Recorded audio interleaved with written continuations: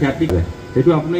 आपके देश ने भारत में जो क्या यहाँ किसी है तो उन्होंने वो बोला जेएनयू की कहानी सर फिगर है रिनाउंड फिगर है जितने आरपीओ বিশ্ব পৰিৱেশ দিৱস সেইটো অকল আমাৰ দেশতে নহয় সমগ্ৰ বিশ্বই বিশ্ব পৰিৱেশ দিৱস পালন কৰে 5 জুনটোত সেইটো 1972 চনৰ ছুইডেনৰ ষ্টকহোমত 113খন ৰাষ্ট্ৰই ঘোষণা কৰিছিল তেতিয়াই জলবায়ু পৰিৱৰ্তন হৈছে আমাৰ ভাৰতবৰ্ষত 1973 চনত পাঠ্যক্ৰমত সোমাই লৈছে 1974 চনৰ পৰা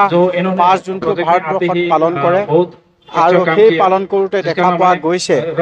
যে ভাৰতৰ বিভিন্ন স্কুল কলেজ ইউনিভাৰ্চিটিবিলাকত গৈ একেটা গাঁততে বিশ্ব পৰিৱেশ দিৱস পালন কৰে গছপুলি এটাও নাই সেয়েহে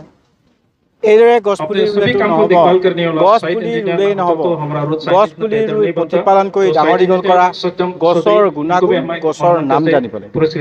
তেতিয়া সম্পূৰ্ণ প্ৰেক্টিকেল যেতিয়া হ'ব সেই গছ গছনিবোৰ যেতিয়া ডাঙৰ হ'ব তেতিয়া মোৰ এইকাৰণে অনুভৱ হয় সেই দিনৰ পৰা যদি গছপুলিবোৰ উঘালিও নিদিলেহেঁতেন আজি 45 বছৰত সেই গছবোৰ একে জেগাত থকা হ'লে ইমান গোলকীয় উষ্ণতা নহ'লহেঁতেন সেয়া আশা ৰাখিছোঁ শিক্ষাক অগ্ৰাধিকাৰ দি এনভাইৰনমেণ্টেল ছায়েন্স পৰিৱেশ বিজ্ঞান এল পি স্কুলৰ পৰা দিব লাগিব পৰিৱেশ ইউনিভাৰ্চিটি দিব লাগিব যেতিয়া এটা ল'ৰাই এল পি স্কুলত নাম লগাব এজোপা গছ ৰুব সি প্ৰেক্টিকেলি 5 বছৰত ডাঙৰ কৰিব লাগিব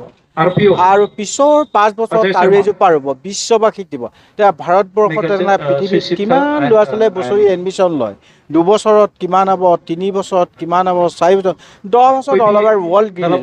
এইখিনি ল'ৰা ছোৱালীয়ে নতুন পৃথিৱীক ইহঁতে ৰোৱা গছ কোনোদিন কাটিব নিদিব ইহঁতৰ গছৰ ওপৰত পৰা চৰাই মাৰিব নিদিব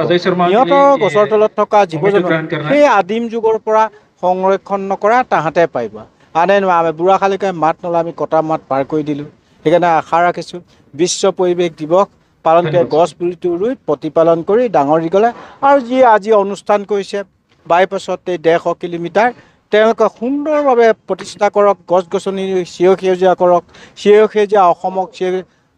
সকলোৱে কৰিব লাগিব মই অকলে কৰিলে নহ'ব পৃথিৱীৰ বিভিন্ন দল সংগঠন সকলোৱে কৰিবলৈ বাধ্য হৈছে আৰু আশা ৰাখিছোঁ ভাৰতৰ 140 কোটি মানুহৰ আশীৰ্বাদ আছে গ্ৰীণ ইণ্ডিয়া কৰা মোৰ লক্ষ্য সকলো দল সংগঠনে মিলি যদি আমি ভাৰতবৰ্ষক চিৰ সেউজীয়া কৰাটো প্ৰত্যেকজন ব্যক্তিৰ কৰ্তব্য বুলি মই আশাৰে বাট চাওঁ